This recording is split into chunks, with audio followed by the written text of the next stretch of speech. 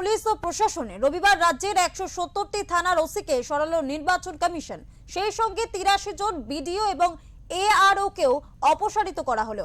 ভবানীপুর এবং নন্দীগ্রামও বাদ গেল না নির্বাচন কমিশনের কোপ থেকে। এবার নির্বাচন কমিশনের অপসারণে তোড়জোড় দেখা গেল প্রশাসনের নিচুতলায়। রবিবার ভবানীপুর ও নন্দীগ্রাম সহ 170টি থানার ওসিকে অপসারিত করল কমিশন।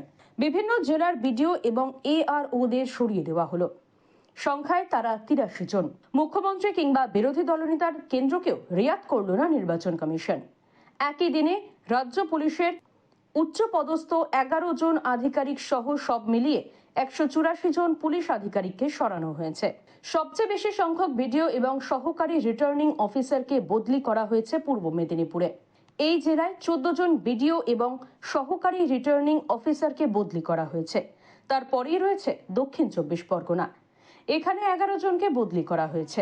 এরপর উত্তর 24 পরগনা ও পূর্ব বর্ধমান জেলা থেকে 7 জন করে এবং মালদা ও বীরভূম জেলা থেকে 6 জন করে, এছাড়াও জলপাইগুড়ি জেলার 4 জন, কোচবিহার জেলায় 3 জন, নদিয়া জেলায় 5 জন, মুর্শিদাবাদ ও হুগলি জেলায় 4 জন করে, পশ্চিম মেদিনীপুরে 2 জন, বাঁকুড়ায় 4 জন, পুরুলিয়ায় 3 জন এবং উত্তর দিনাজপুর, দক্ষিণ দিনাজপুর, হাওড়া ও পশ্চিম বর্ধমান জেলায় 1 জন করে বিডিও বা এআরও কে বদলি করা হয়েছে। পুলিশ প্রশাসনেও বড়সড় অপসারণ ঘটেছে। বিভিন্ন থানায় নতুন যাদের বসানো হলো। ভবানীপুর থানার ওসি করা হয়েছে সৌমিত্র বসুকে, তিনি আগে কলকাতা পুলিশের এসটিএফ এ ছিলেন। আলিপুর থানার ওসি করা হয়েছে প্রিয়ঙ্কর চক্রবর্তীকে। ইকবালপুর থানার ওসি হয়েছেন দিলীপ সরকার।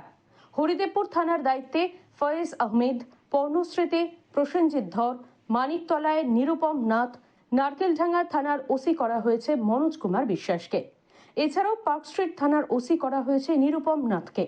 লেক থানায় গৌরাঙ্গ হালদার, অর্মা স্ট্রিট থানায় ওসি করা হয়েছে শুভদীপ চক্রবর্তীকে। নন্দীগ্রাম থানায় ওসি করা হয়েছে শুভব্রত নাথকে। আগে তিনি চন্দননগর থানায় কর্মরত ছিলেন।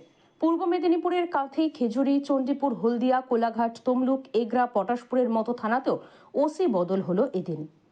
ব্যুরো রিপোর্ট, ওঙ্কার বাংলা।